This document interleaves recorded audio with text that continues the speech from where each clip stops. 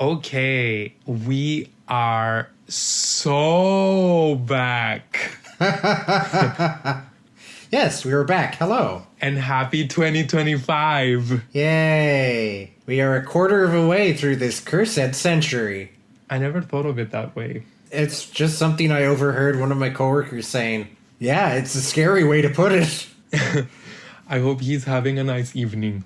Welcome back to Safehouse Chats. Welcome back to Safehouse Chats. We are nominally a 2-year podcast, at least. If this ever got a Wikipedia article, which I don't think we're about to, but bear with me for a second, it would say 2024 into 2025. Perhaps more. Obsessed with the idea of what we're gonna do for our 1-year Annie episode. Oh, I hadn't even thought of that. I'm scared immediately. Maybe Thieves in Time Revisited. But until then, I'm not gonna allow for any comments. Until then. Until then, I am your co-host, Aris. I'm your co-host, Snap, and this is the somewhat delayed second part of our villain coverage, where we will be covering, I think the most polite way to put it is everyone who wasn't the 3 people we talked about last time. Because there's some edge cases, like, it feels weird to call Arpeggio a minor villain, because he was doing his best. Yeah. And some of them, like Contessa or Sao, really feel like they have a lot of weight to them. But also, here's, I don't know, Octavio. Don't slander my boy like that. I'm kind of addicted with you calling them the minor leagues, so yeah. I have that written in my notes. That's fair. That we're focusing on the minor leagues. Yeah, it's minor league night. We're doing it interview style again, so we're gonna be asking each other's questions and then answering them, or doing our best to do so. Yeah, we'll see how it goes. Before we get into it, I have a joyous anecdote to share about what I spent the last days of my December doing. Please do. So it all started when I did a survey at work, and the survey, as with a lot of surveys, had a draw to win something. And it was like a fitness-related survey, so the prize was a Fitbit. And as I filled out the survey, I was like, haha, if I win the Fitbit, I'm just going to trade it in at the electronic pawn shop and put it toward a PS5. So anyway, I did win the Fitbit. So then I started looking that up. Did you know this is a PSA for all of our listeners? The Fitbit got a good, €100. But what was more valuable to the electronic pawn shop was a working copy of Pokemon Soul Silver for Nintendo DS. And I had that game. I loved that game. I loved it so much that I very carefully and safely stored it under my bed for the last 15 years. I dug it out. If you're sentimental like me, and the reason it was under my bed was because I loved the Pokemon that I had there, don't worry, the Pokemon are safe. I did dark magic on the cartridge, and I copied the save file. That was hard to do, but it was worth it. And then I traded in a bunch of Pokemon games and some other games and the Fitbit that I never even unboxed. And I came out of that electronic pawn shop with a perfectly functional PlayStation 5. Yeah. And I didn't even need to. I had already, out of slavish brand devotion, when they ported the Sly trilogy to PlayStation 5 and also PlayStation 4, I just went and bought those months ago. Because you could do that if you were stupid and you didn't even have a console that runs them. So I went home, I downloaded all 3 of the games. I've only played a little bit of the Sly 1 port, but it's so good. It's not that I'm playing Sly on a PlayStation 5 and the graphics or whatever. It's the simple fact that they ported the PlayStation 2 version directly. I had just grown used to the PS3 port and how fucking bad it is. I'm free. I just needed to acquire a PlayStation 5, which was the hard part, and then for 30 bucks, because it's a tenner each, I have my favorite games in working condition on a modern console. So the lesson is, if you have Pokemon games under your bed, that shit is worth money, and store credit in a pawn shop. Great. I mean, I knew from behind the scenes that such was the case. Yes. I just think every so often, not everyone's gonna win a Fitbit and then start Googling it. So just making our listeners aware that this is a perfectly viable strategy in our current economy if you really want a PS5. Point is, I have good PS2 versions of the Sly games. And with that in mind, we can start the episode on a high note. The chains have been broken. The chains have been broken. I'd never... It's 2025. I'm not gonna be negative. I'm just gonna say, when you start Sly 1, Sly is supposed to be a shadowy figure who you can only see the eyes of. And I forgot that is the case in the opening cutscene of Sly 1. Because in that opening cutscene in the PlayStation 3 port, by a developer who will remain nameless, that effect is not preserved, and you just see all of him like it's broad daylight. But that's fine. That's fine. We don't have to play the PS3 version anymore. We don't have to talk about it. Everything's cool. I thought you were going to say 2025, no negativity, not being mean or anything. And then when you start playing Sly 1 on the PS5, it makes you really excited and looking forward to playing Sly 4 on the PS5. No, that has not been ported. And not to sound mean, I'm not sure it's gonna be. You might have seen the headline that the trilogy is the most highly rated game series on the PlayStation Store. So that might move some heads, but I don't know. I generally take the policy that, like, you know, I don't hold my breath when it comes to new Sly Cooper content, and I recommend others do the same. Sly 5 confirmed. Anyway, Sony will be hearing from me about that port. Anyway, would you like to ask the first question regarding the minor leagues, bestie? Yes, let's get underway. Yes. Before we talk too much about the villains we do have, my opening question is about villains that we do not have. Oh. Is there an animal and or criminal archetype that you think would make a good Sly villain that we haven't seen? You know something? That is an excellent question. Okay. Off the top of my head, but also going off on what we discussed last episode, which really left an impression on me. I would love to see, first of all, a fish. Yeah. Maybe a shark. Yeah. A shark definitely has the threatening presence. Yeah. A snake would be interesting. We haven't really seen that either. True. Apart from the feral snakes in the jungle. I think it would be a design challenge, but one that the artists could probably meet quite well. I think so too. And honestly, I know I kind of went against the idea last episode when we were when at least I was oh my god, having another raccoon or a fox would make Sly and Carmelita obsolete, but honestly, fuck that. I want a raccoon or a fox to be a villain. Yeah. Again, there's so many cool fox variants, like the silver fox and the Arctic fox. There's a lot to work with there. Even remembering back to where I made a villain ideas post on Tumblr, I said a couple of things. I remember saying that maybe they could use a bat, specifically a fruit bat that looks like a fox, and play into that with Carmelita. I remember saying that they should lean into maybe showing more insects, like the Contessa, who is a spider. Yeah, they've already opened the door on that. Exactly. So they can't escape it. A wolf maybe. Yeah, wolf is a good standby. It's kind of weird that we don't have a wolf already.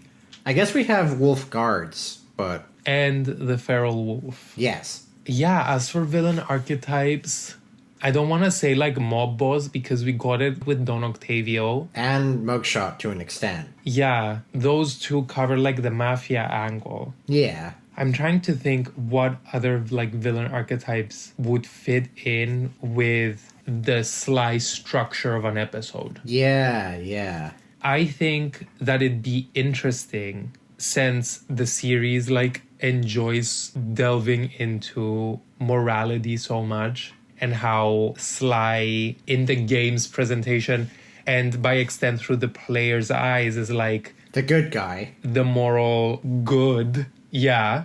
But if you had someone else who filled in the Robin Hood, Right. like steals from rich and gives to poor, or like steals from those who like deserve to get stolen from, but not exactly similar to like Sly's model of that ideology. I think it'd be interesting if they clashed and then that villain questioned like what makes your model of like that ideology above mine or like the correct. Better than mine. Yeah. That would be very interesting. I think that'd be interesting because we do have the theme of morality a lot. A thief that is like a distorted mirror image of Sly would be interesting. Always classic. Yeah. Yeah. Kind of like femme fatale from like the Powerpuff Girls, which is such a deep cut.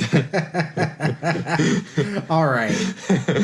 But, you know, she was standing for feminism and like imploring the girls to like not go after her because she was a woman and just go after like the male baddies. And I think in some people's eyes, that's actually admirable, but, and especially like in her eyes, but Yeah. mostly not. So I think something similar would be interesting. Sure. Yeah, that's my final answer. What about you? My two criminal archetypes I came up with were we've had villains that contrast against Bentley in various ways. But it was an interesting point you made about like a Sly Cooper villain should probably stick to the structure to some extent. Big part of that structure is that eventually, probably Sly, maybe one of the other two, gets into a physical punch-up with them. I think it would be interesting to have a villain who is just 100% into hacking, like just a purely mental, intellectual threat. The way Arpeggio was going to be, for instance. And Sao. And, well, Sao, see, the smart villains like Sao and the Contessa, they get backed into a corner and then they start punching you. True. I'm talking someone who, like, less physically adept than Bentley. Like, noodle arms. Like a hacker. Yeah, a hacker. They do have minions, they do have a lair, they have all the rest of it, but the final boss confrontation would be like the ending of Deus Ex, say, where there is a bad guy, but you can't get to him, and he just has a big scary room that you have to survive as you, like, turn off the power or whatever. So something like that. Something that is not just a straightforward combat. And as well, there's so much to do with hackers. Like, have him and Bentley just hate each other for really obscure reasons that go completely over everyone else's head. Like that kind of classic dynamic. The other thing is, I've said this various times on Tumblr, and I'm going to say it again. At this point, if you were making a Sly game right now, they should just go after a billionaire. You brought up morality. The other side of that coin is legality. I would pitch a Sly Cooper villain who is on paper not breaking any laws, but is like ruins their employees' lives legally because they contributed to every politician's re-election campaign and then got legislation changed so that the law was not as good anymore. So what they're doing is completely legally fine, but a child could see that it is unethical.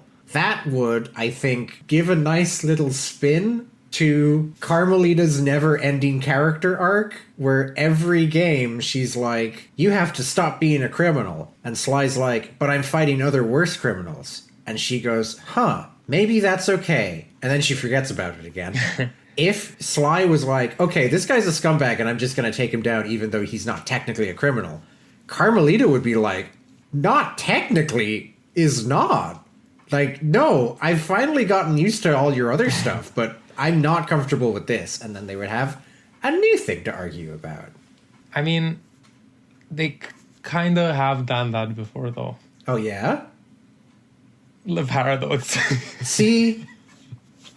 They didn't. You've activated my trap card.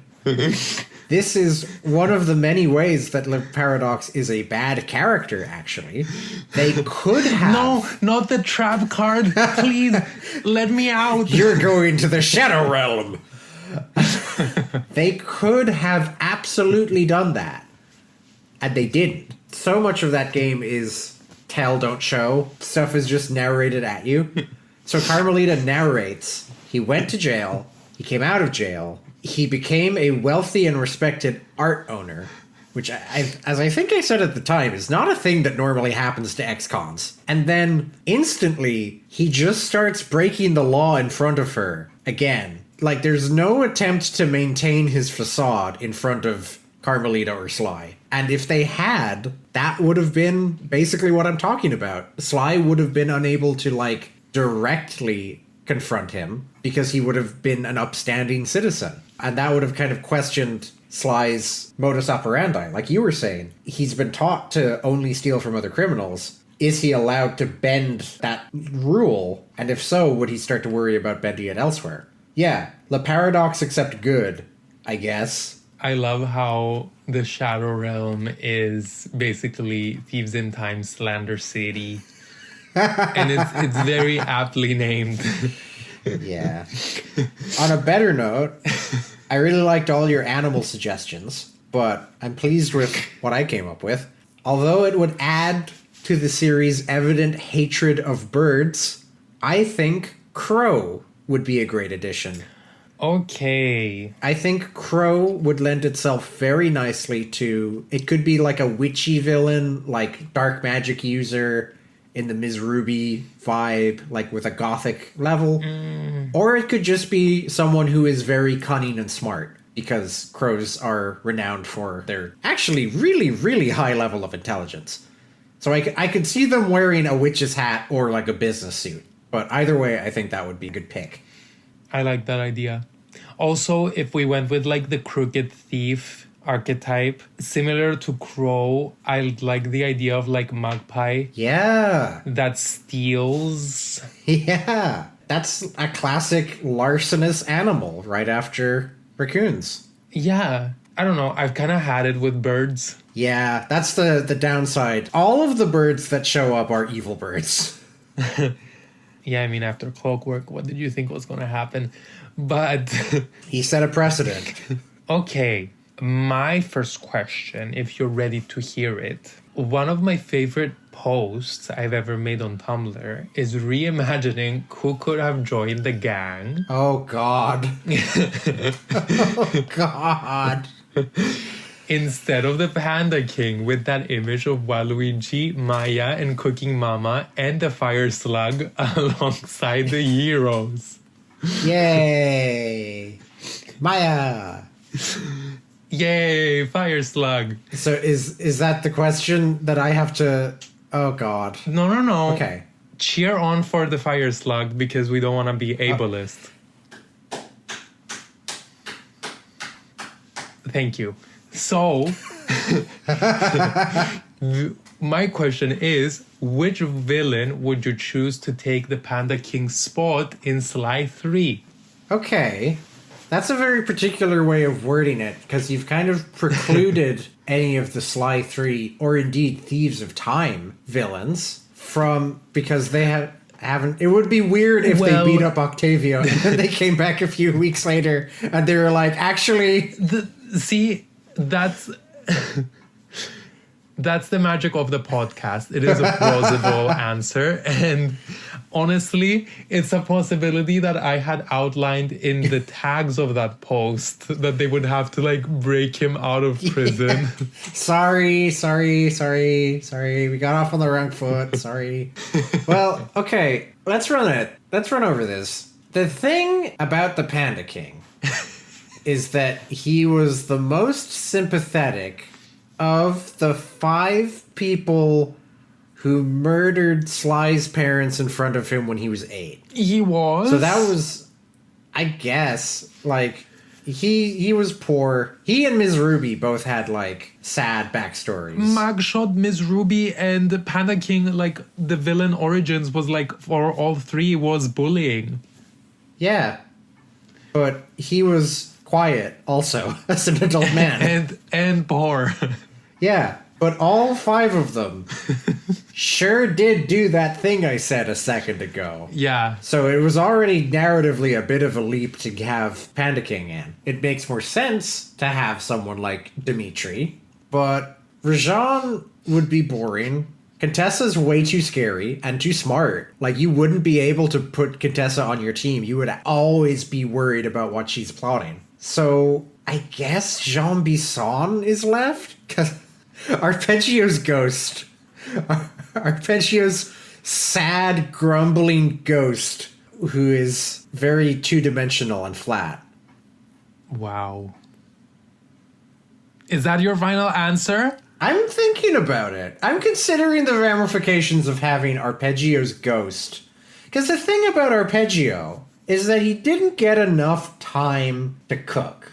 You know, he got into the kitchen and his sous chef took one of those big knives and slit his throat and licked up the blood. That metaphor got away from me very quickly. But we agree that Arpeggio didn't get quite enough screen time and that there was potential there. It's just that he died. He died badly. Okay. I'm kind of caught on... I struggle to picture what Rajan would bring to the table at all. And I feel like Jean Bisson would be very by the numbers too. We know from his epilogue that he became a member of PETA, or the EPA or whatever it was. So I think it would just be like hippie jokes and stuff. I receive what you're saying. May I raise Black Spot Pete? Okay. Make your case. No. Okay. In terms of characters to return, I do love Raleigh and Ms. Ruby. I would have loved to see either of them. I'm just making the point that they have the same baggage as the rest of the Fiendish Five. I guess Ms. Ruby, just in terms of like sheer, oh man, this is cool, I would have voted Ms. Ruby. Can you imagine waddling around a level as a huge alligator woman, slapping people with her tail and stuff? That would be her square attack. Deploys bomb cock. Yeah. She just throws chickens at people. I feel like, technically speaking, the Guru covers mystical stuff. Exactly. But they do not have a black mage in the Cooper gang. Someone who could just shoot fireballs at people. So that's definitely covering... That's covering what the Panda King was paid to do, actually, now that I phrase it that way. Do you have an answer for this? I do. I do have an answer. Is it Black Spot Pete? It is not. Okay, good. I just wanted to throw you a curveball. Okay, just in consideration. Is Black Spot Pete part of the minor leagues? No. Why? He because he didn't do anything. Why and how can that change? He's old and sad and we swore at him, and then he admitted that he didn't have shit to do. He's in the intro cutscene and Lefouille is not. That's true. Sorry. I just had a horrible moment of contemplating what it would be like if Lefouille joined the gang, and I don't even want to like do that as a bit. I think that's no, we live in a post-Me Too era. I wouldn't do that to Penelope. Intimacy coordinator. Yeah. If Lefouille joins, Penelope leaves, I think. I'm just stuck on the idea of like Bentley like at the safe house, like in a dilemma, and he's like, we could get Dimitri who like did counterfeit, or Panda King who killed Sly's dad. What should we do? This is such like a head scratcher. But Panda King talks so politely and Dimitri's pretty annoying, so... Okay, I'll preface it with, as a child, I was obsessed with the idea of the gang recruiting Ms. Ruby because okay, I was just obsessed with her. So, and rightly so. Yeah. She's a spooky swamp witch. Yeah. I am tempted to say her, and you have sold it even more. But as an adult who indulges in chaos and also wants equal employment opportunities for women, I'll go with the Contessa. Oh, God. It is not at all pragmatic, but I think her bringing psychology and hypnosis to the table would benefit the gang. I think they would be like, okay, condition 1, we're putting you on a short leash. Condition 2, no hypnosis ever, not even against bad guys. We're not letting you do that. And she would be like, feh. As I said, intimacy coordinator. Exactly. But having a psychologist on the team, it works for the TNG crew. It helps to... Like, imagine if there was a trained... She's no healthcare professional. Imagine if there was someone who knew about psychology there to untangle the Bentley loves Penelope, loves Sly, loves Carmelita. Exactly. You see the vision as the Contessa, like as the gang's HR. But also, honestly, I think it'd make for a great like storyline if she chose to betray their trust and in the end like turn on them. Yeah. And it would be a bit redundant after Neela's betrayal, but I think like this plot point could like act as a way to set her up as the game's overall villain without having it be predictable. Counterpoint that makes it less a repeat of Neela, have them realize that that's a possibility and take some kind of countermeasure to it. That it doesn't completely knock them by surprise. Like what? I don't know. But, like, she betrays them at a certain moment, and they're like, oh, we knew you'd do that. I'm sorry, I'm gonna ask something very crass, and you can cut it out, but, like, what are the pills that make you go shit? Laxatives? Put laxatives in her coffee. Yeah, it worked in the Iron Giant. It what? Yeah. It worked in the what? Iron Giant. Like the animated movie. Yeah, the kid is befriending the Iron Giant, and this fucking FBI guy comes sniffing around, and he basically poisons that FBI agent in order to get some more time with the Iron Giant. Yeah, no, it took me by surprise too. Forget what I said, this is definitely staying in. Okay, laxatives aside, what is your second question, bestie? My second question, sticking with the Panda King to some extent. A recurring theme is frustrated ex-artist turned homicidal Y-o-maniac. A, what do you think is up with that? Why is that such a recurring pattern? And B, is there an artist type that you think would make a good Sly Cooper villain? You came out with the good questions today. Thank you. Regarding your first question, and as an artiste, Of course. I do not know. Valid answer. I too have felt my art has gone by, or my craft has gone by unappreciated. That does not mean I would turn to villainy. Difference between you and me, I guess. I don't know. They're just pathetic. It's probably just that it's a fun thing to come up with when you're making cartoony supervillains. Oh, as a writer, absolutely. Yeah. I thought you were asking like what the headspace the villains were when they made the decision. Oh, no, like design-wise. No, as like a plot point in villain origins, I love that idea because it's like you've been kind of like put in the sidelines of life. And that sucks. Like, absolutely, it makes for like a great villain origins. I thought the question was like, do you relate? Yeah. The answer is yes, for me. As for your second question, well, we got firework artist, firework craftsman with Panda King. Yeah. We got painter with Dimitri. We got singer with Octavio. And we got rap artist and classical musician. There were two. Wait, no, he wasn't even a rap artist. He was a graffiti artist. Sorry, I mixed those two things up so easily. They're basically the same thing.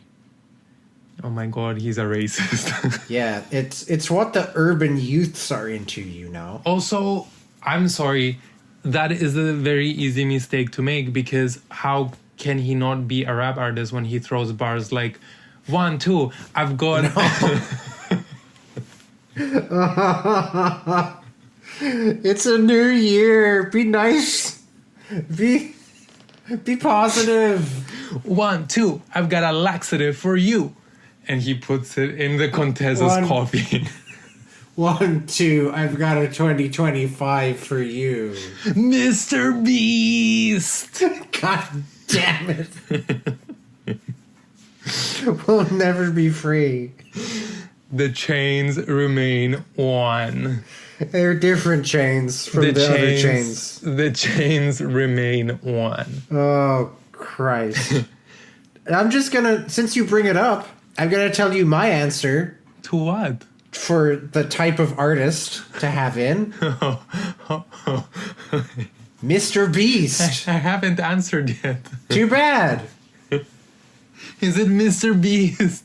It's male YouTuber. I've pointed this out years ago on Tumblr, and it hasn't changed in any way. If you're a modern type of quote-unquote creative that would have a legion of knuckle-dragging dunderheads who are like, "On it, boss," and then fall to their death, it's a male YouTuber.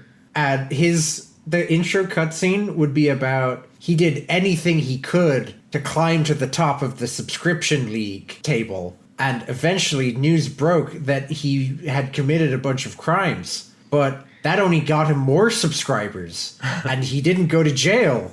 So he decided to just do more crimes all the time. Like, it writes itself. You know, Snap, I've like supported your work like over the years. Like, since you stepped into the Tumblr scene, I've like... I've vibed. I've supported. I've been a Snap poster girl. Okay. But this is low even for you. This is like... this is low even for you. But at the same time, saying that kind of hits close to home for us now. Yeah. It's the year of Mr. Beast every year. No, as YouTubers. Oh, right. Yeah, we're doing that. Yeah. Leave a comment if you would be in our villain lair as a dunderheaded guard who dies and no one minds. And then if you do say that, maybe go outside more. I think that's a big problem. Don't let Mr. Beast use you as a minion. Okay? Call your mom. Go touch grass. Go touch grass. Follow the slide to end instructions. Go outside. Yeah, they say so explicitly. Going off script a bit, and because I haven't really come up with an answer for what kind of artiste. When you said, would you be in our villain lair? It got me thinking, what if they mixed it up and had a pair of villains instead of just one? Yeah, I really liked the structure of Sly 2 episode 5, where the Contessa has one side and Neela has the other. Yeah. And the Cooper gang are trying to play them against each other. Yes. I would love to see that again, with two named proper villains. Same. Who hate each other as much as they hate Sly. I agree. And also, I had made a similar remark, albeit taking it a step further, with a post I did on Tumblr a while back at this point, where I had said that maybe the Penelope twist would have been a bit better camouflage, let's say, or like maybe run a bit smoother if Team Iceland and Team Belgium had their own villains as heads. Yeah. And it'd be like an actual contest where just like Mugshot was like a mini boss, there'd be like more of those. Yeah, and like Bentley could take one down and Murray could take one down. I think so. So yeah, I would love like multiple villains in episode, but that's going directly off topic. What other kind of art? See, there's a lot. Like, firework craftsmanship is very specific. It is very niche. I don't know. Maybe like this is also like maybe circling back to what type of like villain archetype. It's not really a villain archetype, but I would love like an artiste that has been so sidelined and frustrated by society that he turns into an arsonist, because we've never had that either. Like, I'm thinking like Firefly from Batman's like Rogues Gallery. Like, what's fire related? Would like a juggler or fire eater from a circus maybe? See, a circus performer, yeah, maybe. A scary circus performer. And I would love a circus-themed episode. I am a big fan of threatening clown music from video games. The World Revolving, Meat Circus, The Man Who Masterminds the Game, Kafka's theme from Final Fantasy VI, which I haven't even fucking played. Peter McConnell did Meat Circus, which was the second thing I said. So I know Peter McConnell could make some more threatening clown music for the Sly Cooper series. The World Revolving is actually like the first thing that like started playing as soon as you said threatening clown music. So her impact. Exactly. Her impact. Yeah. It's a weirdly good hyper niche genre. I don't know. I feel like it's a bit of like a cliche / archetype that like never fails to... It can be done wrongly, turnabout big top, but it's just something that doesn't get tired. There's just such good media in relation to like clowns gone like rotten. I'm the Joker, baby. I'm thinking about like the Ben 10 episode at the circus. Oh God, yeah. That was scary AF. Should I go to my second question? Please. Okay, this is a bit of a deep cut, but I did play Sly 1 over the holidays. Yay. I never got to finish it, but from the parts that I did play, I was reminded of something that was in the depths of my memory. During At the Dog Track, there's an advertisement on one of the billboards that promotes Ms. Ruby's potions. Okay. Choose 2 villains and give them products to sell. Okay. I like this. Some of them are a little bit like pre-packaged with stuff. Exactly. Like, I don't think it would be super interesting to say that Rajan sells spice. Because, yeah, he does. Because he's a crackhead. No. Oh, okay. Miss Ruby's potions is kind of the best option as well. So we're beaten to the punch there. I think the Contessa would absolutely have the business acumen. And by business acumen, I mean absolute lack of morals to sell. Like, she has one of her 8 legs in every single distinct section of the nonfiction bookstore. Like, she sells actual psychology textbooks. She also sells bullshit nonsense that, like, oh, with my gothic energies, unlock your inner moon goddess. Like, she's just separately selling that to a different demographic. She's selling like a 3rd book about hypnotism and you. She's selling a 4th book. Hypnosis for dummies. Yeah, like, and she is maybe getting other people to write them, but it's all under like one unified spider brand. The General and Me. Yeah, she's also got a few romance novels. She's got some military history. She has, like, European historical fiction. She has some thrillers. Any kind of book. I think at that point she would just have a publishing house. I love that idea. Yeah, I'm pleased with that. A second one. Do you have 2 ready so that I can think about my second one? I do. Okay, for my first one, I said I could see Sao running a jewelry shop after serving time. Okay. Kind of like Adam Sandler in Uncut Gems with like the secretary glasses and like the gold watch. Like real like sleaze bag, like I'll make you an offer. Yeah, I think there's a kind of beautiful irony to that because he used to have a huge palace full of jewels and gold, and now someone like shows him a watch and he's like, yeah, this is like, I used to have something like this. Anyway. Also, I think he'd look really good in like golden like secretary glasses and like with a gold tooth. I can see him in glasses. Yeah, it works. I don't know why I said gold tooth because he has a beak, but anyway. I didn't want to bring that up myself. No. For my second pick, I was also at the beginning thinking something generic like Don Octavio Record Collection or like Arpeggio Encyclopedia. But then I thought, fuck that, and went with the Contessa as well. Yay. Let me market the fuck out of this for 1 minute. Okay, you're on the clock. I'm thinking that I really want a Contessa skincare and cosmetics line. Oh, God. I feel such fear in this moment. And let me walk you through it. Okay. You've got Black Widow Don't Crack, okay? Moisturizer from Spider's Web. Oh. You've got that. Widow's sunscreen SPF like 100 plus. You've got that too. Yep. Gothic eyeshadow palette with the names of the shades being like the family estate to match like the rose tinted glasses and like shadow guard for like a royal blue. Yeah. I'd eat that up. I'd eat the whole thing up. Bad mojo for green. Yes, you get the vision. Yeah. I would love it. My fear reaction was the skincare products make you look like her. Yeah. The kind of light blue skin and the extremely pronounced cheekbones and all that. Well, that's the down part. Yeah. And I don't know, maybe she'd suffer like the same fate as like the famed makeup artists from YouTube who like sell shit brands that give like rashes and then go missing and turn up in like Nevada like a year later on a farm. Uh-huh. Jeffree Star. Yeah. Like the scandal of it all. Max Galactica. Yeah, like just give me that and then give me storyline. Okay. But yeah.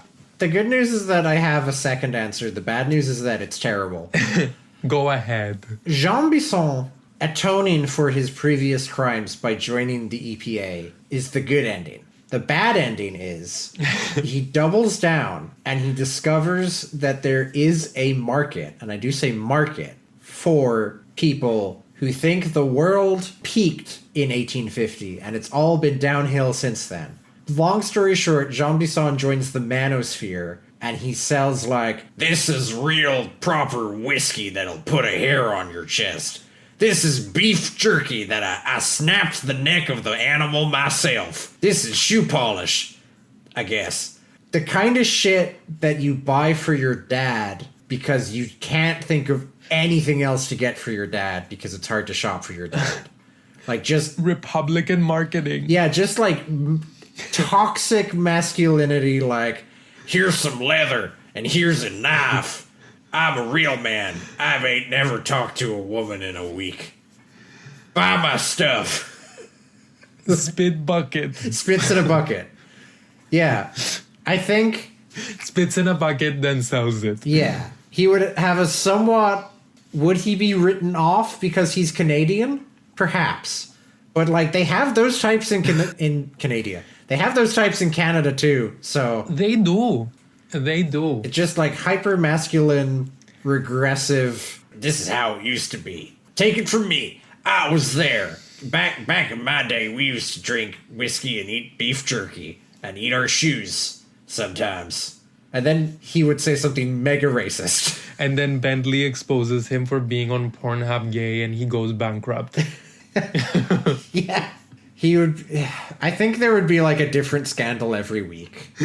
Oh, for sure. He said that about turtles. What other opinions does he have? Well, let's just say it's best that he never met Dr. M. Oh. Well, that's the villain. That's the villain versus villain fight. I would pay good money to see Dr. M kick Jean Bisson's ass. Anyway, that's my...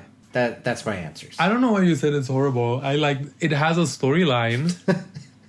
It's too vivid, I think. It's why it's too... I can picture it too clearly. What is your next question, bestie? We have gotten nearly an hour into the episode without talking about... I think we've briefly covered pretty much everyone, except the most important minor villain. Black Spot Pete. The Mask of Dark Earth. I'm counting it. It does count. It does count. My question reads, The Mask of Dark Earth is nobody's favorite. Was there any way of making a strange primordial villain like this work, or does the series rely too much on having a cartoonish, chatty enemy for Sly to banter with? I can't believe like this is a question we have overlap. Oh, I was so worried that you weren't going to say anything about the Mask of Dark Earth that I dedicated one of my questions to the Mask of Dark Earth. Oh, she's coming up. She is coming up.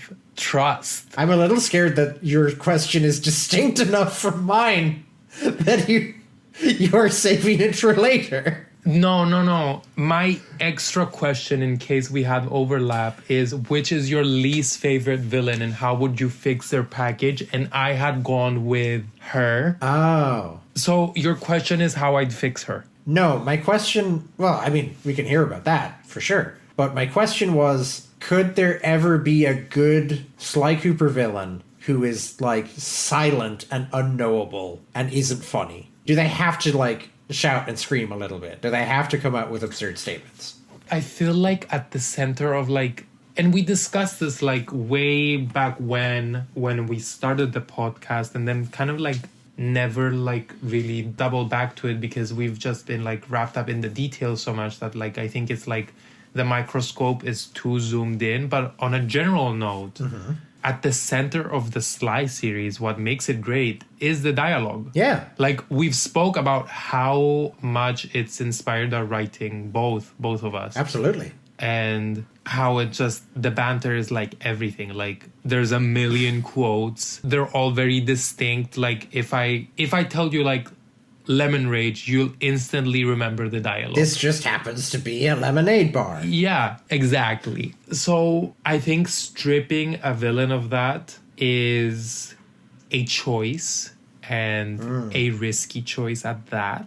It's the kind of thing where you'd have to be absolutely certain in what you're doing. Exactly. And that's why I spoke about the villain problem when we were doing our Sly 3 coverage. Because if you're gonna strip a villain of their voice, then you have to crank up everything else to an 11. Like the characterization needs to be off the roof if they're not gonna have a voice. It can be done, but it's like super tricky because they didn't even interact with the mask. No. It was kind of like just there. Whereas like if Sly had his like witty banter with an entity that couldn't speak, I feel like even one-sided, they could have like added comedy. Like, yeah, you're not gonna say something back, na, like, you know. What I'm picturing here is we're jumping from Australia back to Prague. But say it's like a golem or even a robot. Sly makes some comment. The golem goes to punch his head off and misses. And Sly is like, oh, okay, I guess we're not doing that. You could have a non-verbal character be very physical in the space, say. I can't believe how in sync we are, because I know it's not exactly like overlap. It's more so the question you ask has overlap with the answer of my spare question. It's not the same, but sure. I can't believe how much in sync we are, because my answer to the question of which is your least favorite villain and how would you fix their package is, rather than having it be just a mask, it could be someone's ghost running around possessing cards and characters. Ooh. Give it characterization through some facial characteristics or a body. I'm thinking something akin to the evil wolf priestess. Yay! Mentioned. She counts. We can count her. If Black Spot Pete counts, evil wolf priestess 100% counts. To clarify, Black Spot Pete does not count, but she does. I think it could be done, but it would just require way more than what they gave. Like way more. It's such a different approach. Yeah, I agree. You're removing something very central to what makes the series charming, and I think you're right about, like, you have to compensate for it elsewhere. Similarly, what you were saying about having mini-bosses in the Holland level, when I answered my own question here, maybe a named voiced sub-villain would have helped to give the audience and the gang something to talk to. In this case, a chief miner. we don't really learn much about the mining operation. No. We don't know, like, how sanctioned it is by the government. We don't know who these guys are. We don't know, like, what the plan is, what the supply chain is. So if there had been... I think it probably would have been a stronger episode overall if the villain was just whoever is in charge of this mining expedition. And they get a name and they get a face, and we are able to kind of focus on them a little bit. Because logically, they are the aggressors, let's say. Yeah. They're the ones who both imprisoned the guru and unearthed the Mask of Dark Earth. Yeah, I think if you had the Mask of Dark Earth running amok as like a third party like threat and focused on characterizing the miners. And then you could have the mask play into the climax. Miners with an E, not an O. Yeah, just have it all like come smacking all together in the final act. Yeah. Yeah, I think we're in sync. And also, I'm so happy you chose to mention Holland because that fits into my next question. Oh, very good. Mini bosses. So my third question, if you are ready, Yes. is choose a villain to come back in a minor role like Mugshot in Flight of Fancy. Raleigh.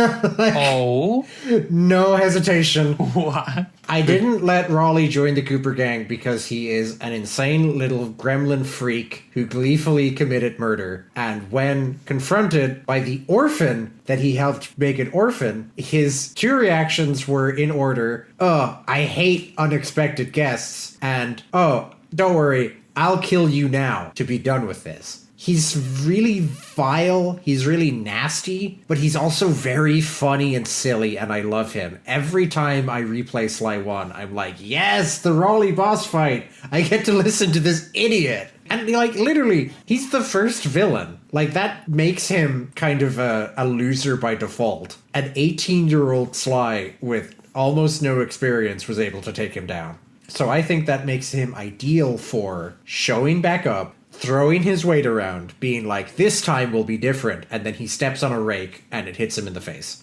A comical, shitty minor villain. This is the first time I've ever heard like anything about Sir Riley in like a positive note or like a positive light. So I love that little bastard. that I didn't as a kid, but at some point, replaying the games as an adult, I was like, this guy is actually really funny to me. It's a lot of it is just the vocal delivery. Okay. The Sir Riley fandom is dying. Leave a like to keep it alive. Leave a like if you're a true Frogger. A true toady. What did you just call me? Okay. I hate to keep sucking on the Contessa's cock. Uh-huh. And I know I'm answering like all the questions with the Contessa, but hear me out. You know how much the series loves like giving a film homage? Yes. Like an Easter egg. So what if instead of the gang recruiting the Contessa, as I suggested for my first question, they had to consult her? What if an episode's villain or even the game's overall villain used to be one of the Contessa's patients? Ooh. So she adopts more of like a Hannibal Lecter role and the gang has to break into jail to ask her about her former patient. And then she would relish that. Yes. She would really like draw it out and give cryptic answers. Oh, that is good. You're selling me on that. First the eyeshadow palette, now this. When you said that she would come back in a minor role, my gut instinct was, if the Contessa's coming back, I could see her being a major villain. Oh, absolutely. I could see her stepping up into the role of Neela's level. I think Sao has that weight class as well, and definitely the motivation to do so after what they did to him. Yeah. But no, that's a very fun scenario. I like that a lot. Thank you. Are we moving on? Yes, I have a fairly straightforward question at this juncture. Who made the best use of their space? Ooh. Which villain has the best kind of reflection in their lair? And optionally as well, who kind of sucks? Like, whose lair doesn't really make sense? Is the question more made use of the space or matches their space? A bit of both. Definitely, especially in the first game, it was a deliberate design goal that they wanted the villains to reflect the levels. And as well, as a well-made platformer, the space is so important to the games in general. It's just kind of an open prompt on that relationship. I do have a similar question. Great. I said, which villain do you think matches their level the most and which the least, and how would you rectify the latter? Okay. Yeah, that's similar ground for sure. So, in terms of matching, I don't know about utility, utilizing it to the most. I think that kind of changed over the course of the games, how each utilized the space and the hub that we explored. In the first game, we specifically explored the villains' layers, like we were walking on their property. Yes. That was their space. Whereas in Sly 3, it's like,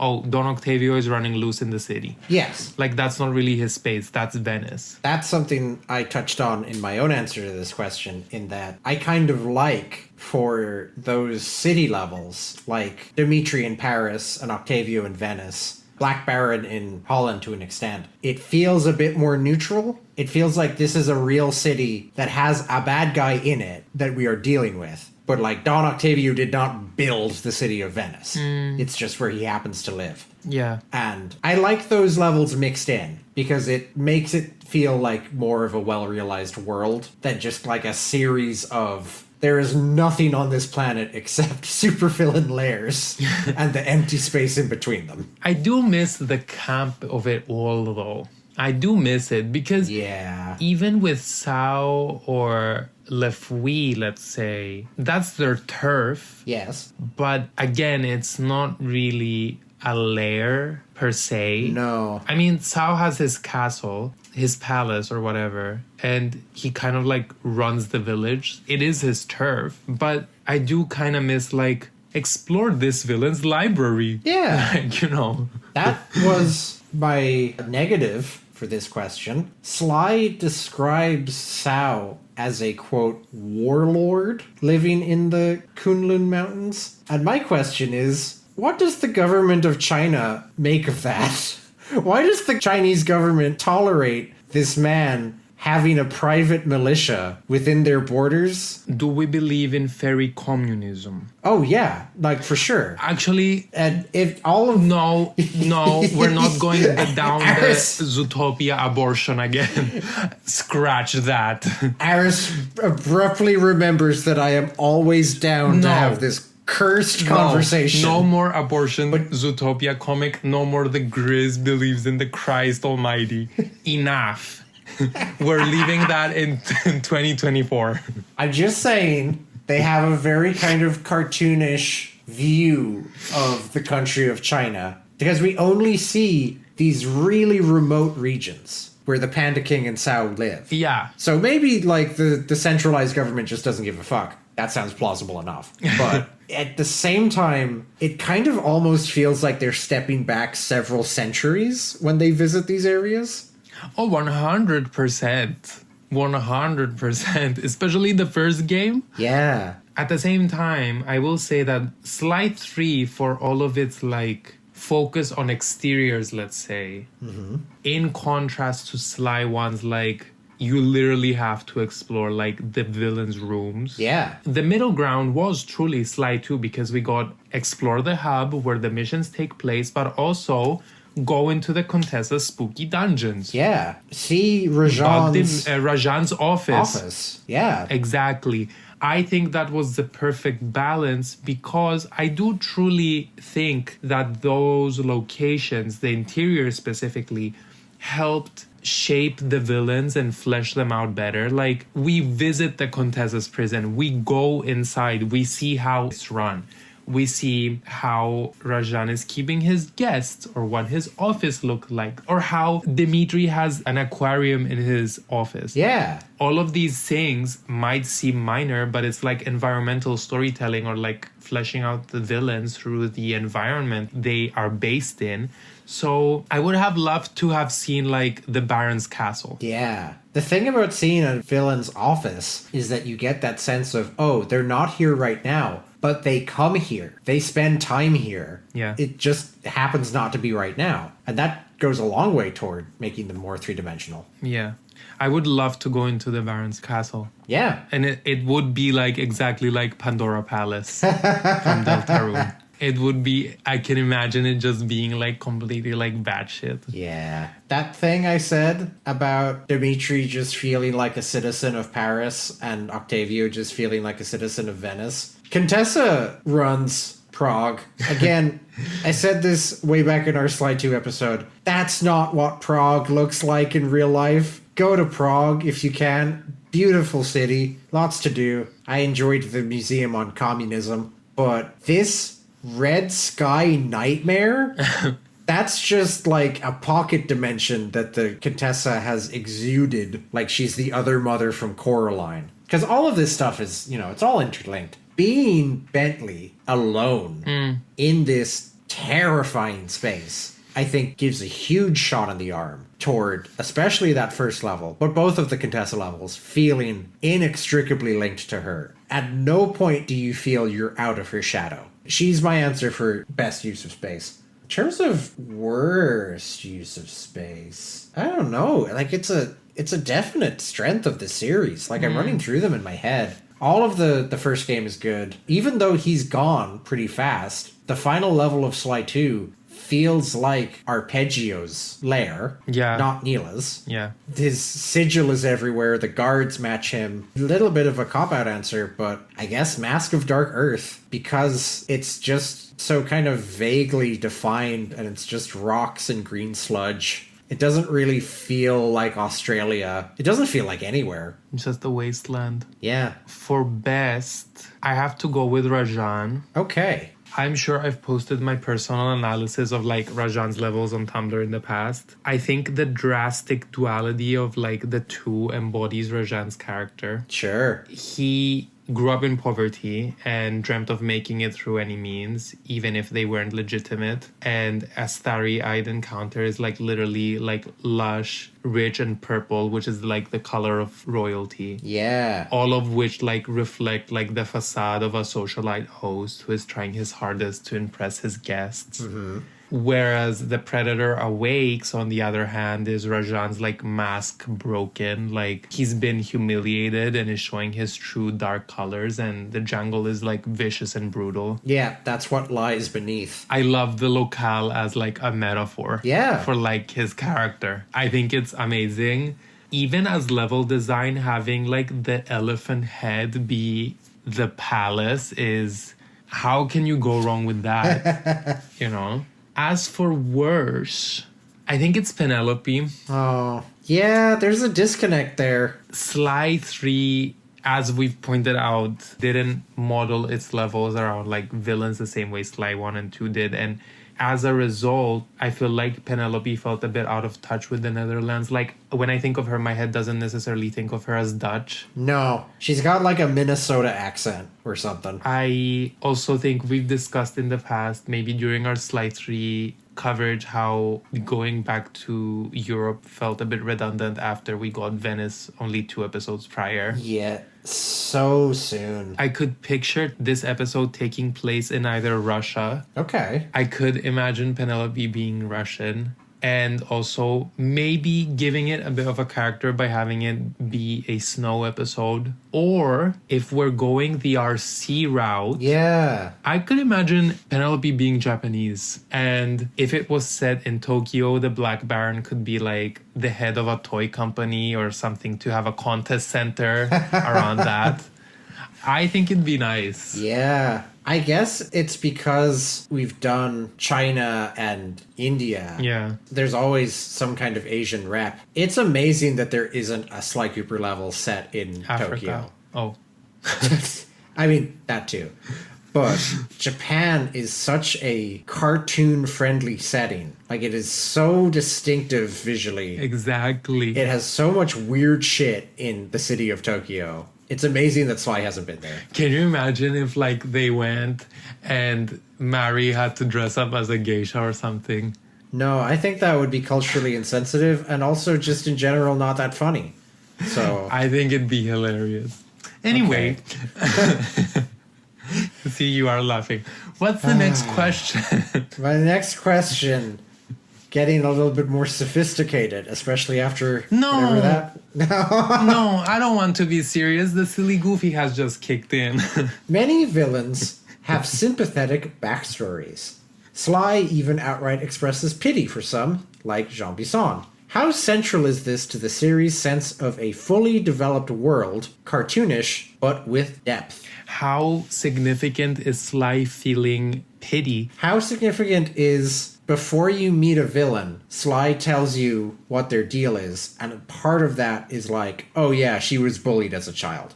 It's two separate things, because on the one hand, I feel like for Sly specifically, villains would not work without the formula, which is intro cutscene, as seen with LeFouille. Yeah. Because he sucks. He just shows up. Yeah. And I think it's such a central point of the Sly series, having the intro cutscene be the villain origins. I think if you wanted to go another route and shroud the character in mystery, he could have been introduced through another mode of introduction. I'm not saying not have it be a cutscene, but maybe not give him like a full on like timeline and then have it be discovered during the episode. Sure. But yeah, I think having an intro cutscene and Sly giving you like the villain origins is like key to, again, just fleshing out the villain. I feel like a lot of the villains, Sly 2 did give them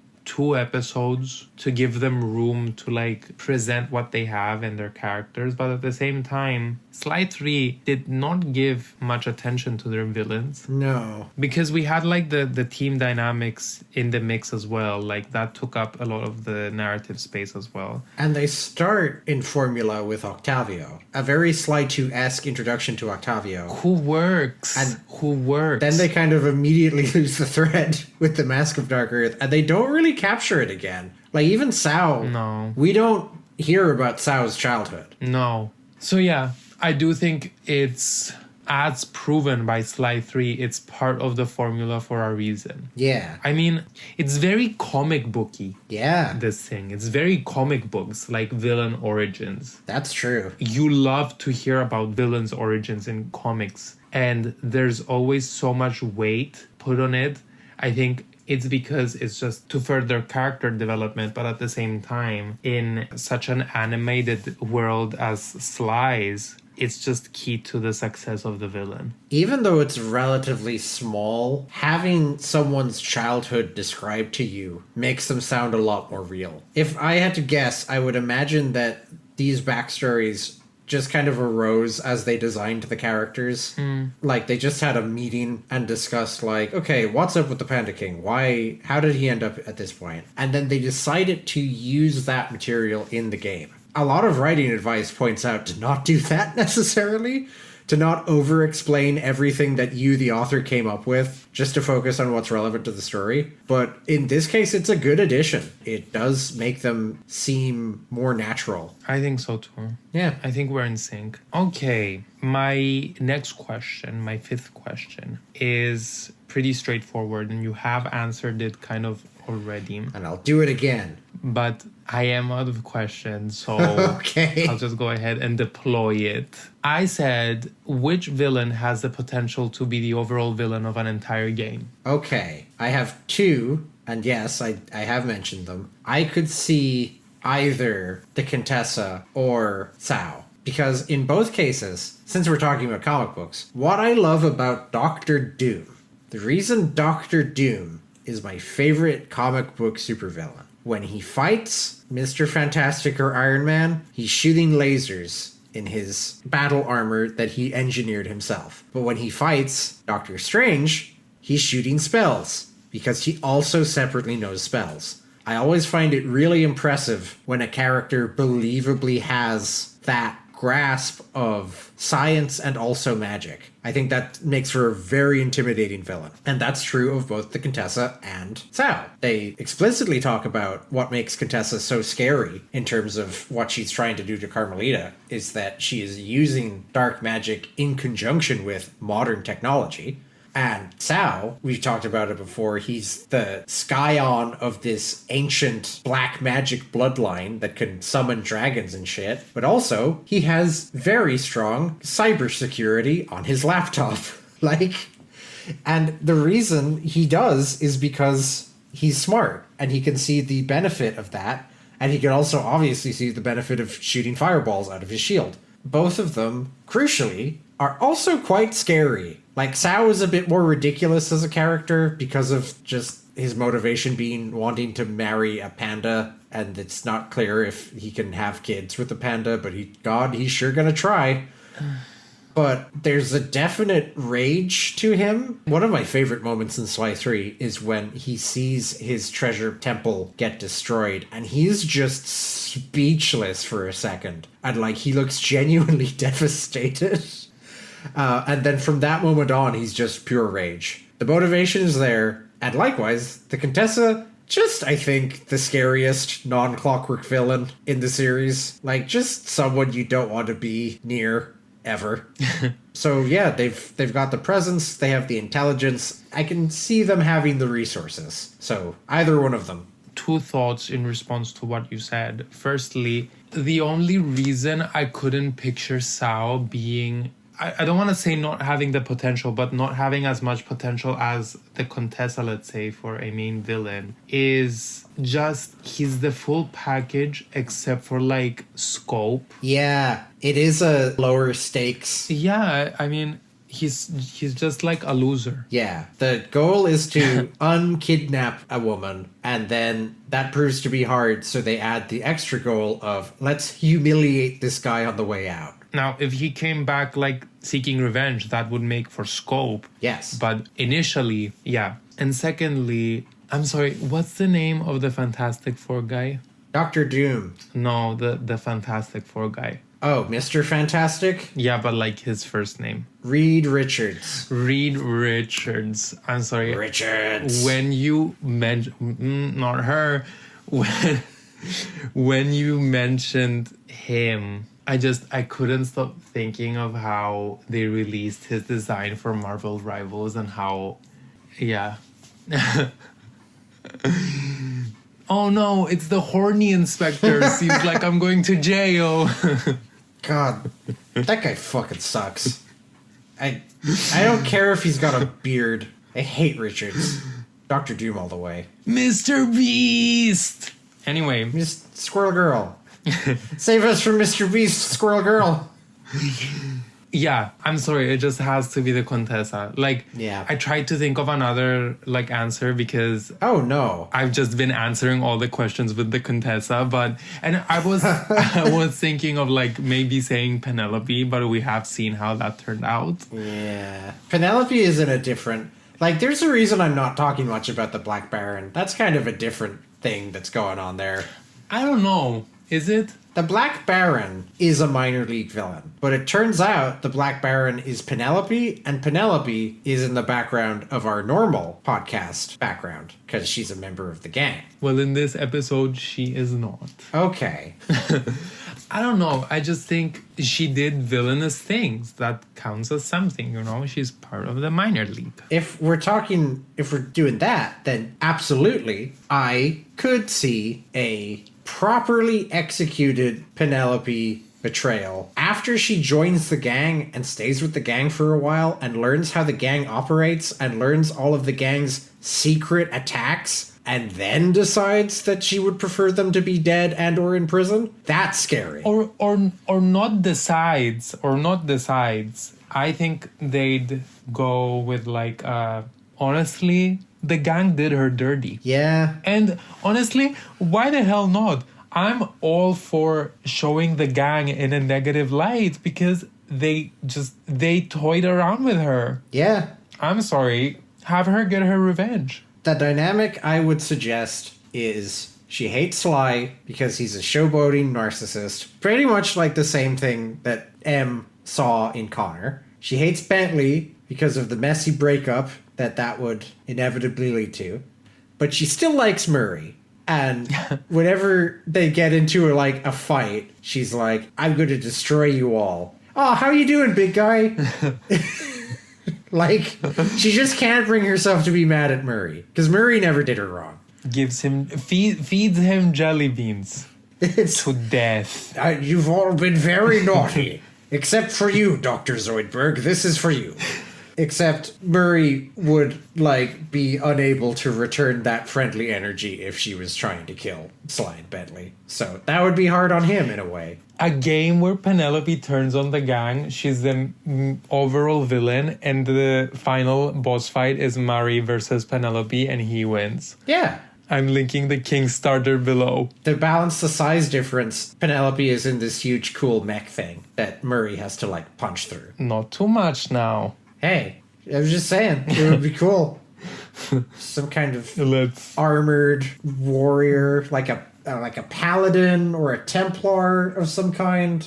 Anyway, do you want my next question? Sure. I was just going to briefly mention that on top of everything that you said for the Contessa being a great overall villain, she's truly the full package because great backstory, great power set, great dialogue, top villain energy, and she mentions Connor. Yeah. Like, absolutely. The fact that she could pry into Sly's psyche is... that just instantly makes her a top villain. I'm sorry, like, it just does. At absolute minimum, she read his file. For sure. It is possible, because she's not young. Like, she's a major higher up in Interpol. It's possible that she was around 30 years ago and witnessed some of the Connor, Jim, Dr. Michael gang directly. Either way, she has ammunition on Sly in a way that the other villains simply don't. Anyway, my penultimate question is pretty similar. We're not moving too far. I would like to shout out the Skullduggery Pleasant series of novels. They are my favorite books. They are a big influence on how I write, as Sly Cooper was. I actually started reading the first one. I went back to it, and it holds up really well. I was expecting it to be a bit more bare bones. It's a funny joke, because he's a skeleton. Anyway, I can't read. Relatively early into this long-running novel series, a bunch of villains from previous books, major to minor standing, like one of them is a total joke and is used as a pawn by the rest of them, but generally speaking, they're all dangerous dudes, form what they call the Revengers Club to destroy Skullduggery Pleasant and his annoying teen sidekick, too. Skullduggery Pleasant is a guy. Skullduggery Pleasant is a talking skeleton with a nice suit and a rich voice. Is it that PSP game? No. Oh. What PSP game? That Skull Knight that is like a PlayStation like mascot. Oh, medieval. Yeah. No. Oh. Different skeleton. Okay. This is a very distinctive skeleton. He's wearing a suit. Okay. Yeah, it's a whole thing. They all have ridiculous names on purpose. My question is, combining the previous question of who could be a final villain in their own right with what minor villain could show up again in a minor role, assemble, and it could be as big or as small as you like, a Sly game where all of the villains are returning villains. There are no new villains. We are just reusing, we're recycling, we're being green about this. We are bringing back old villains and putting them on a team together. What would you like to see? Oof. Okay. How many members? That's up to you. Okay. But generally there's like 5-ish. Okay. So I'd say first episode, Black Spot Pete. Make me wait for it, huh? Her. A first episode boss. You know, it's gonna act a bit as a tutorial, like... Yeah, because he's old and easy to push over. He says he's blind. He admits that he can't see well anymore. If the Fire Slug could have her moment, I think Black Spot Pete can have her moment. Okay. I'll stop disparaging Black Spot Pete. Go on. Can you do the same joke that you did last episode with the Bo Burnham, but instead it's Black Spot Pete? Okay. Oh no, sound the alarms. You're not appealing to little Black Spot Pete who don't have eyes. Yeah, first episode, Black Spot Pete, because her spot was stolen as a villain, and we hate to see it. But it's not taking place in Bloodbath Bay. Fuck Skull, whatever. Yeah. Then I'd say second episode, we've got to bring her back, Ms. Ruby. Fuck yes. No argument. 100%. And we need an upgrade of the boss fight. Yeah. It's gonna be like times 10. Cool. Motion controls. No. You've lost me. You've immediately lost me. No, thank you. The PlayStation Move. Oh, God. Third, Arpeggio's dead. John Bison is like, whatever. He's a hippie now. Rally is a no. Mugshot has come back like 1,000 freaking times. Too many times, yeah. Major villains are off the table. You know what? Octavio. There you go. Yeah. Episode 3. This is a very geriatric team so far. Episode 3, Octavio. I'm tempted to say Octavio after he's had his tonsils removed, but okay. Yeah. Is he wearing a cone like cats sometimes have to wear after the vet? A neck brace. Oh. He can sing. Yeah. See, it's all like the disability gang. Okay. Yeah. We need representation. Is Ms. Ruby's disability an inability to control the volume of her voice? It's an inability to control the motion of her booty as she lays down beats.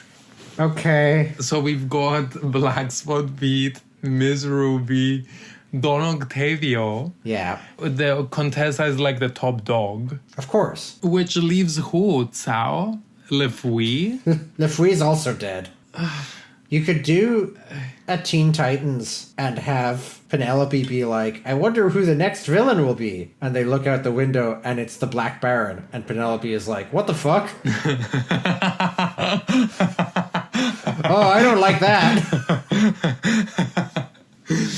I wrote a full-on scenario in one of the tags one time that said that the Black Baron was an actual person, and then that Penelope was his secretary, and he actually had her take the fall, but he's an actual person. So oh no, that might happen. God. You know what? I'd love if you reached episode 4 and it was the Contessa and you were like, oh no, I've already reached the end of the game. Yeah. And then it turns out it was Penelope all along. Yay. And she was using the Contessa as a pawn. So yeah, maybe it's Penelope and the retirement home gang. Maybe. All right. The scenario I came up with years ago that I am revolving for the podcast is Cao is in charge. Okay. Cao breaks out of prison and is like, my number one mission in life is to kill Sly Cooper. Nothing else matters. Mm. He begrudgingly hires the Contessa, who knows she should be in charge. But there are two obstacles to that. The first one being Cao is a misogynist and will just not take her advice on board. She can do that thing of making him think that he had the idea and then he'll do it. But generally speaking, it's an uphill battle to get him to fucking listen to a word she says, even though she is smarter than him. And, unfortunately for the Contessa, the other person he has hired is Ms. Ruby. And I think, not to pit two bad bitches against each other, it's classic odd couple situation. Because the Contessa is very controlled, she's very, methodical, she's serious, she knows magic, but she taught herself magic the same way that she taught herself psychology. She broke it down into pieces and she understood it all. Ms. Ruby is messy and loud. Ms. Ruby doesn't give a fuck about your fancy pants college degree. It would be like in Pacific Rim, the way that there are the two scientists, and one of them is the very straight-laced scientist, and the other one is the wacky, silly scientist, and they hate each other. That Pacific Rim, the movie with Rihanna? No, that's Battleship. Oh. Pacific Rim is Guillermo del Toro, and it's got Idris Elba in it. God. Rihanna wishes she was in Pacific Rim. Rihanna was in 2 movies. Battleship, which, yes, was an adaptation of the board game Battleship, and this wretched thing that was an adaptation of some French comic book where Rihanna played a shape-shifting alien who was the best part of the movie. I know what you're talking about. So you know that, spoilers, she fucking dies after, like, one scene. She dies? The boring as fuck protagonist finds her. She does a sexy Rihanna dance, and then, like, the roof collapses. And she's like, you have to go find the equally boring female protagonist because your love is so pure, I can smell it off you. Cough, cough, blah. And then she's gone. What the fuck? Honestly. Rihanna's acting career has not gone the way she wanted to, I'm sure. Joke's on you because I received that and raised Nicki Minaj voicing a mammoth in Ice Age. Yeah. Nicki Minaj was the guest star on, like, the 4th ever episode of Steven Universe when she was not as famous. And there's a fourth wall joke where, the character she voiced never ever says anything out loud ever again. That character, like, shows up once or twice more but never opens their mouth. And then B, they play a voice clip from that character, and then the fourth wall breaky character is like, do we still have to pay her for that? We do. Okay, fair enough. It was like just before she took off that they got her to be on their cartoon. Is Snap secretly a barb? I don't know what that word means. Oh, you're so lucky I'm not in charge of editing. I know trivia about Steven Universe voice acting. Anyway, we got distracted. Yeah. Sao leads. Sao, Contessa, Ms. Ruby. Ms. Ruby. Raleigh is here. He's just down to clown. Okay. And then, like you, I was a bit uncertain about my 5th member. I'm going to go back to the start of this very episode. The Ghost of Arpeggio. I think with Ms. Ruby in the mix, she has the opportunity to resurrect a dead villain. So either Le Fouille or Arpeggio. Le Fouille? Yeah, because the idea of a ghost pirate, even though the pirate in question kind of sucks. Contessa is like, man, you know who would be great? Arpeggio. It's a shame he's dead. And Ms. Ruby's like, dead? I can fix that. And just yanks him out of the spirit realm and smooths him out a little bit. And he's the 5th member. Sounds legit. Yeah. You know what? I've behaved myself a lot. I could have said that, like, the head honcho could be the palace doorman, but I didn't. I want what did you call it? The Revengers Squad. Revengers Club. Whatever. Yeah. The Revengers Club to be Palace Doorman, Battery of Peril, Fire the Slug. Fire Slug, Black Spot Pete, and Evil Wolf Priestess. There you have it. I did consider Evil Wolf Priestess with the whole necromancy angle, but I think, genuinely speaking, it's cooler to have her be a mystery. Let her lurk in the mists of time, you know? But if that was the case, you have the gangs like Mystic. Uh-huh. You have Battery of Peril, the hacker. Okay. Fire Slug. Battery of Peril, the hacker slash. Battery of Peril, the hacker slash seductive temptress. I knew you were gonna say femme fatale. I knew it. As soon as you added a second job for the battery, I knew you were gonna say that the battery's job would be seduction. Yes, she would attract Sly with her charms. Palace Doorman, the body. He's not. He's eyes. Stop relying on that body. He's just eyes.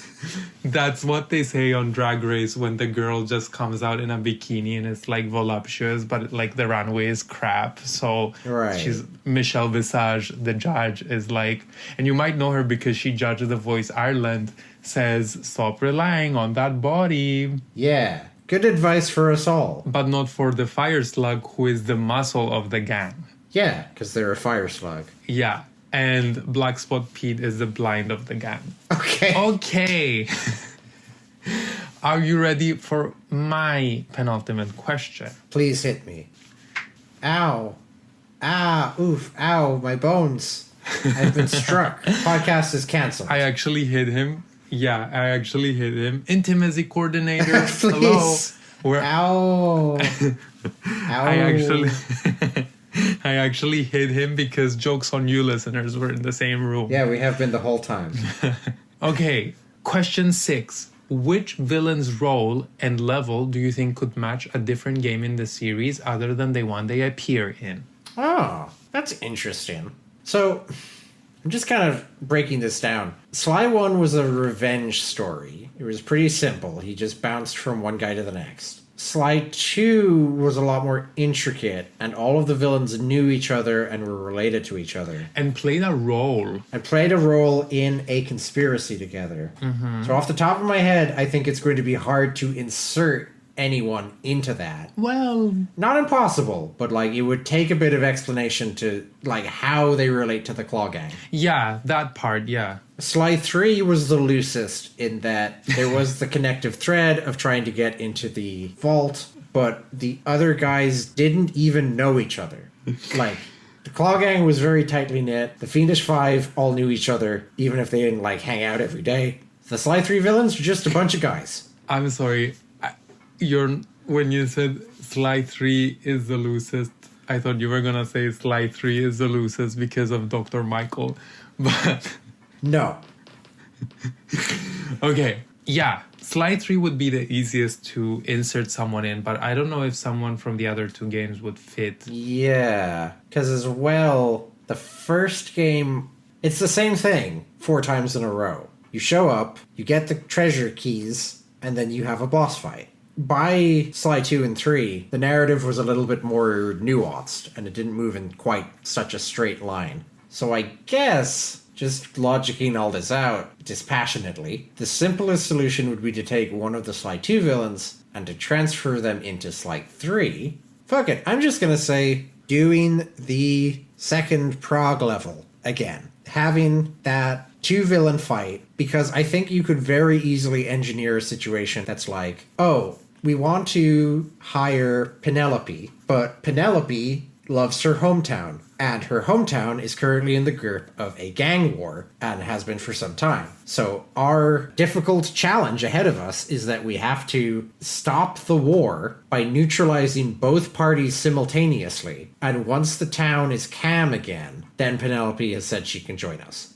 That would be my pitch. I like that idea. That's more the level than the villains, but yeah. I like that idea. I thought that you'd go with something that you already pointed out, which is my answer. Yeah. Which is that Don Octavio could have easily fit into Sly 1 or even 2. Oh, yeah. Because he's just so camp and has a specific theme like the villains from the previous 2 games. Yeah, he could very easily have been a Sly 1 villain now that you mention it. Exactly. If he was in Sly 1, the camp level would be like cranked up to 100. Like it'd be a music level and Sly would have to bounce on like huge drums and cymbals or climb on guitar strings. Like, yeah, you know? The thing about Sly 1 is that, yeah, there's like the Murray levels or whatever, but generally speaking, they're like self-contained environments that relate to the character of the villain in some way. So just off the top of my head, there could be like a backstage theater level. There could be a level set in a pasta restaurant that has like all the mafia vibes, because like the restaurant is a front, Yeah. but also like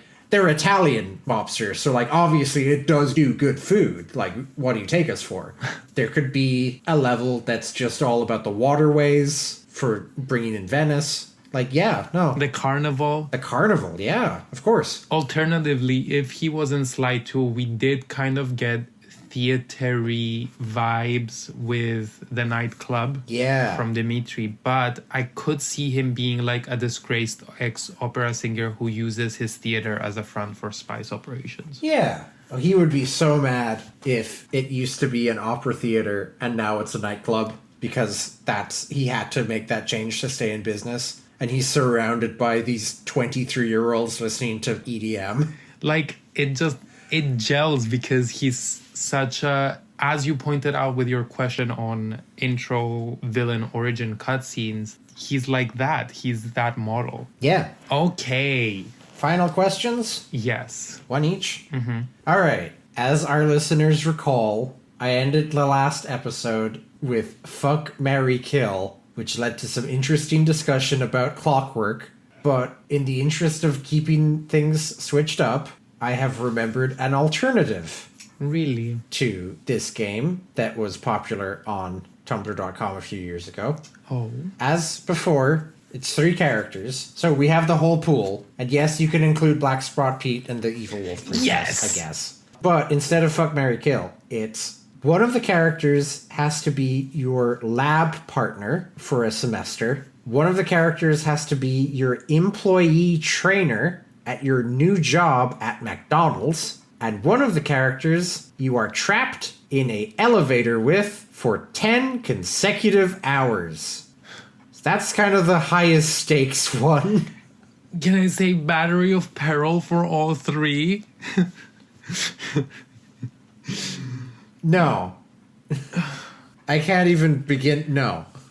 What I'm like truly sad about is that when you asked me about making my ideal villain like gang, I didn't include Mr. Beast in mine. But, okay. Lab partner, McDonald's employer, and stuck in an elevator for 10 hours, and I can pick from any of the villains roster. Yes. I'm trying to get the elevator one out of the way because... Like I said, that's really the most immediate one. Yeah, but every single one of them is like insufferable. Yeah. Okay, can I choose Arpeggio pre-death? Yes. Okay. 10 hours with a very flat corpse. 10 hours stuck in an elevator with Arpeggio's corpse. Just kind of a mush of feathers and bone. No, he can be alive if you want. I'll let that. Okay, 10 hours in the elevator with Arpeggio. Okay, I think that's a good pick. To discuss things. Sure. McDonald's employer, Mask of Dark Earth. So that just fits the vibe, doesn't it? Can you imagine her? Can you imagine her with like the Mac hat and the little mic, but the mic doesn't have like a mouth? Just floating around behind the counter. Basically. That's beautiful. Can I have a shake with that? And she accidentally falls into like the fries deep fryer. Oh, and explodes. And kills everyone in the McDonald's. And lab partner, honestly, I sucked at science. Penelope. Yeah, Penelope, like I said, I didn't really consider Penelope. And okay, if you think that's a cop-out, Sir Raleigh. Oh, God. He'd do the work. Yeah. Penelope is a good choice for any of these 3. If we're talking Penelope and not the Black Baron. Different vibes. My answers were Contessa for lab partner, because she wouldn't respect my intelligence, and as such, she would do all the work herself, and I'm okay with that. Okay. She would just be like, don't touch that. Here, I'll do it. And I'll be like, okay. It's my grade. I picked Arpeggio for the employee trainer because during his one scene that he gets, Sly is quite mean to him at points. Sly calls him pathetic to his face because all of this was because you can't fly. You're pathetic. And Arpeggio is like, no, it was because I wanted to be immortal. Like, he takes no offense at all. He even seems more kind of distraught than angry when Neela betrays him. So I think he has a lot of patience and he's just he's affable. And that's what I respond to well in a manager. And for the elevator, it was no contest, the Panda King. Because the Panda King would be content to sit in silence for 10 hours. And I would be content to sit in silence for 10 hours. Maybe we would occasionally discuss Chinese fireworks or whatever, but mostly he would just sit there and I would just sit there. Basically, everyone else on this list would start screaming immediately and would not stop. I see the vision. Okay. I see the vision. Yeah. Okay. I know we're running over time and I want to say something extremely crass, but I kind of wanted to make the cat. So I'll just say that I feel like the Black Baron has like a Okay. and feel free to bleep that out. Oh, I will, yeah. I don't think... No. Yeah, I don't know. It's giving like creepy guy on Grindr. Okay, Yeah. final question. I enjoyed your question very much. Like, I thought it was a very nice, like, very civil, fair question. I'm gripping my armrests in preparation for whatever this is a build-up to. Well, I am a sucker for revenge. So, for last time, paying my dues, fuck, marry, kill, Okay. Le Fouille. Oh no, you're daring the field! Penelope, come back! Mask of Dark Earth, Uh-huh. and Toothpick. Oh, God. Reaching into the bargain bin. The bargain mugshot. Oh, Let's go. man. At least one of them was hot last time. At least one of them was hot. One of them was a kitty lady. Oh, I thought you were talking about Michael.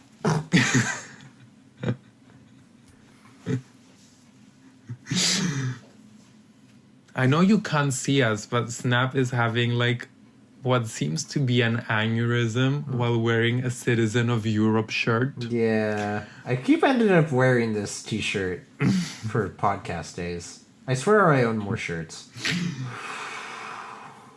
Okay. Kill Toothpick because there's nothing of value there. It's fine. It's connected to your trauma. You don't need to explain it. Like there's no funny bit. There's no goof. There's no laugh. Just get that guy. What do you mean? Get that guy out of my face. What do you mean there's no funny beat? Someone turn off that fucking whistle! I'll turn it off for you, all right. I guess. Oh, I don't like this at all. Oh? But I guess marry Le Fouille. That's the that's what remains. If I fuck the Mask of Dark Earth, which would be ... memorable. It would be a memorable experience, he said through gritted teeth. And I don't want to do anything with the other two. Remember when I suggested Ms. Ruby could resurrect Le Fouille and you looked horrified and I clarified, just the idea of a ghost pirate. Just the idea of a pirate husband. I guess I could just never see him and occasionally tell people about like, oh yeah, my pirate husband is in the Caribbean right now. But like I never talk to him. And also I wait for him to die and then I get half his gold.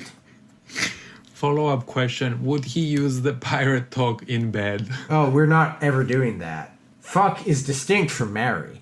He's the smartest man in the Seven Seas, but also the most celibate. Yeah, involuntarily. If only there was a term for that. Well... All right, what are your answers? Because you'll recall. Okay, we are in sync. Great. I have to say, we are in sync. Kill Toothpick, someone turn off that fucking whistle. Forever. Yeah. Just shut it down. Permanently turn off that whistle. Absolutely. Marry Le Fouille and count the days until I kill myself. 1. 2 hours. New high score. And not to encourage any freaky Tumblerinas tuning in, but... I wink at the camera. Fuck Mask of Dark Earth in the eye hole and hope it doesn't get pink eye. There's no flesh, so... Yeah, I don't think that would be the problem. I don't think that would be the issue there. I hope that it's not, like, giving off weird radiation or anything. Oh, the dick is definitely falling off after. That's still my favorite quote from the last episode. Just I've raised the mere specter of engaging in coitus with Clockwork, who is giant and made of metal, and you abruptly yelled. My dick fell off.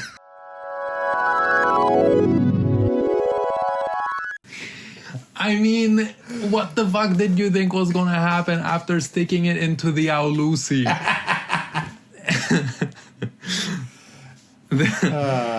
Not to mention the mascucci of it all. Let's not mention it. Let's wrap this up. Do you have anything else to say? Where does that leave us for 2025? We've spoken about mascucci. We've discussed and talked in depth about, I have at least, but you seemed on board with the Contessa's cosmetics and skincare line. We discussed Rihanna's acting career for some reason. Rihanna's acting career. The fire slug to stop relying on that body. Yeah. Stop relying on that body weight. So what you're telling me is that this was a nonsense episode. Oh, I don't think so at all. Okay, good. I think we've saved ourselves a trip to the therapist after coming to grips with our mask fetish. Yeah, that is the move. Instead of going to therapy, just make a podcast. It seems to be a lot of people's approach. Yeah. So with that, we'll see. Evil Wolf Priestess all year. The year of Evil Wolf Priestess. This year and all subsequent years. I think year of Black Spot Pete. No.